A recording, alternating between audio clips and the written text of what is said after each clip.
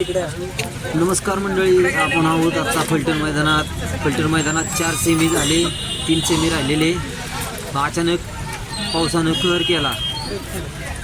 यात राहिलेले 4 सेमी काही पळू शकले नाहीत.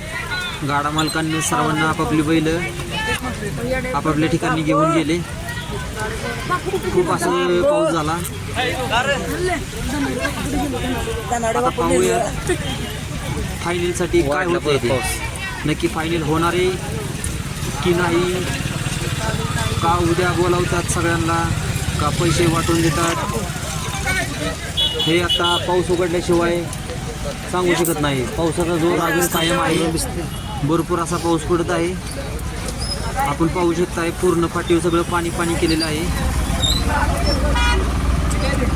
सर्व गाडा मालक बैल गटपात झालेले गाड्या पूर्ण सगळं भिजलेले आहे. धन्यवाद.